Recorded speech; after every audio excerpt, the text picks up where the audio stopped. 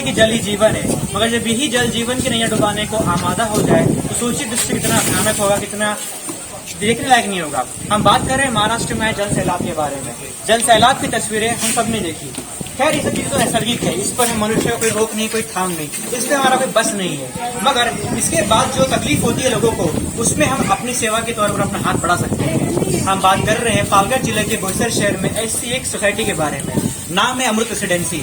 Story इसलिए खास है, इसलिए बेहद अहम हो जाती है कि ये जो फंड है, जो रिलीफ फंड है, वो पॉलिटिकल फंडेड नहीं है, प्योरली सोसाइटी के लोग हैं, उन्होंने इसे ऑर्गेनाइज किया हुआ है और अपने मदद के लिए हाथ आगे बढ़ाया हुआ है। आइए जानते हैं लोगों से मिलकर किस तरह से उन्होंने इसकी प्रेरणा ली और क्या कुछ मोटिवेशन इसके पीछे उनसे रहा है।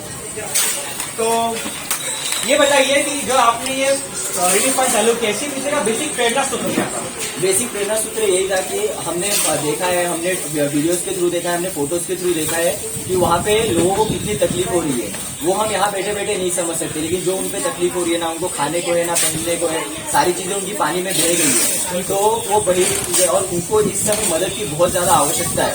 तो हम एक इंसानियत के नाते, इंसानियत अभी भी जिंदा है और हम भी आगे लोगों के लिए कुछ कर सकते हैं, वो दिखाने के लिए हमने ये अपना जो भी था हमने ऑर्गेनाइज किया और उनको एक मदद पहुंचाने का हमारा ये जरिया था। बिल्कुल।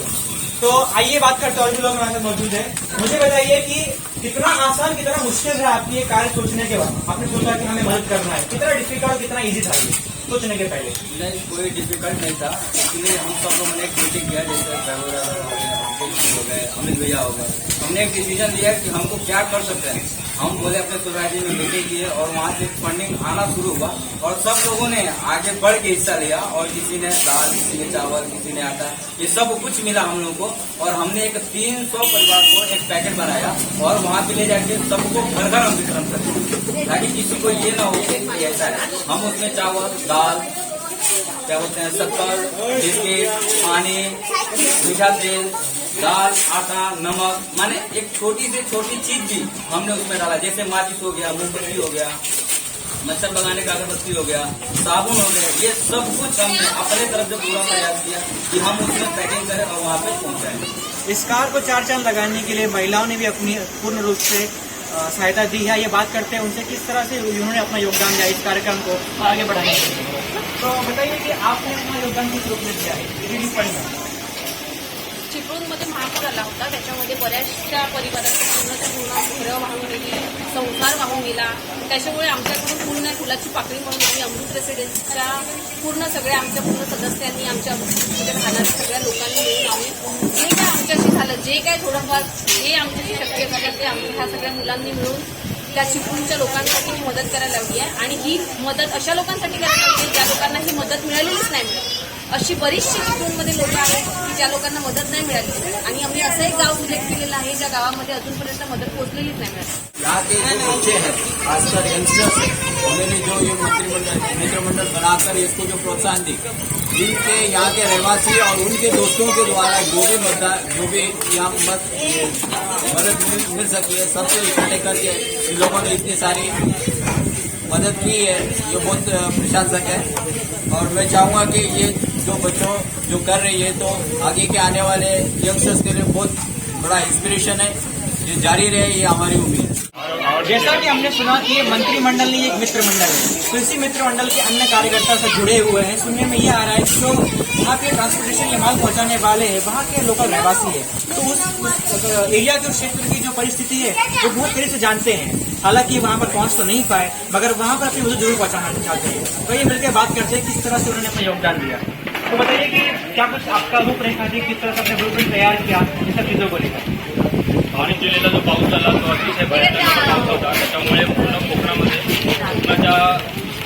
मुख्यतः चिपळूण, महाड या भागामध्ये भयानक परिस्थिती निर्माण झाली आणि त्याच्यामुळे आडगाव असू दे ना तर पूर्ण खेडपाड्यामध्ये जे नदी किनाऱ्याची गावं आहेत तिथलं संपूर्ण गावं उद्ध्वस्त झाली, त्यांचा पूर्ण संपर्क तुटला. त्या गावांचा प्रत्येक गोष्टीशी त्यांचा संपर्क तुटला. त्यांचे घरामध्ये घरभर कौलापर्यंत पाणी शिरलं, त्याच्यामुळे त्यांचं सर्व वाहून गेलं. त्याच्यासाठी आता सोसायटीतर्फे आम्ही त्यांना एक सेवा म्हणून मदत जे करतो ते पूर्ण सोसायटीचे आपण त्याचा सहभाग हा खूप चांगला होता आणि आम्ही आज रात्री निघणार आहोत आणि सकाळी त्यांना ॲक्च्युअल जे प्रभावित झालेले माणसं आहेत खेड्यापाड्यातली त्यांना आम्ही मदत करणार आहोत. जेव्हा ही गोष्ट माहीत पडली की आपल्याला आलंय आपल्या गावात क्रियाला, तर मनात काय कशी तळमळ होती जरा आपण 2 शब्द जरा मध्ये गरज रहिवासी आहोत आणि तिथलं लोकांमध्ये अजून वावर केलेलं आहे त्यांचे काय भावना आहे त्याच्यामुळे एक सामाजिक बांधिलकी म्हणून एक छोटीशी जी काय मदत आहे ती आम्ही केलेली आहे.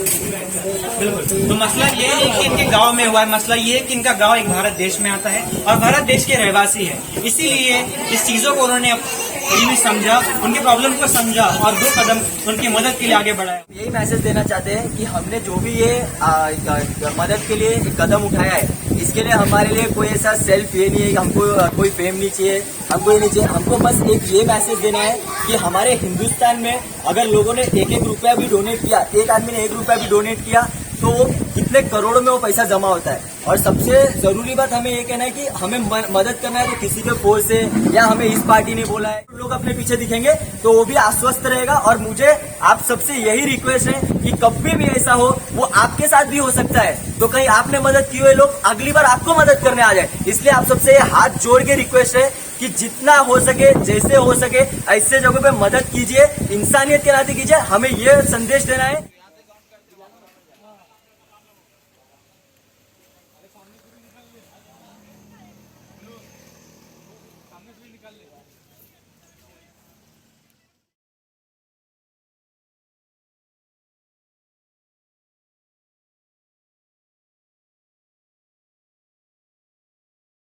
हम सब ने देखा किस तरह से लोगों ने, बच्चों ने, बुजुर्गों ने, महिलाओं ने मदद के लिए अपना हाथ आगे बढ़ाया. एक बहुत सोसाइटी के छोटे से वर्ग ने उस बाढ़ग्रस्त लोगों को मदद करने के लिए अपने 2 हाथ आगे बढ़ाए. इसी तरह का संदेश हम देना चाहते हैं अन्य भी लोगों को. अगर आपके पास जो भी धनराशि है, जिस तरह की मदद आप करना चाहते हैं वहाँ के लोगों के लिए, आप आगे बढ़कर खुले दिल से मदद करिए. हर सोसाइटी के, हर समाज के, हर गली मोहल्ले के लोगों को आगे बढ़कर ऐसी स्थिति में मदद करनी चाहिए. इसमें सोचना नहीं चाहिए. अगर आपको इस वीडियो जानकारी मिली है तो वीडियो को जरूर शेयर करिए. आज की वीडियो में इतना ही. मिलते हैं किसी अगले वीडियो में नए मुद्दे के साथ. जय हिंद.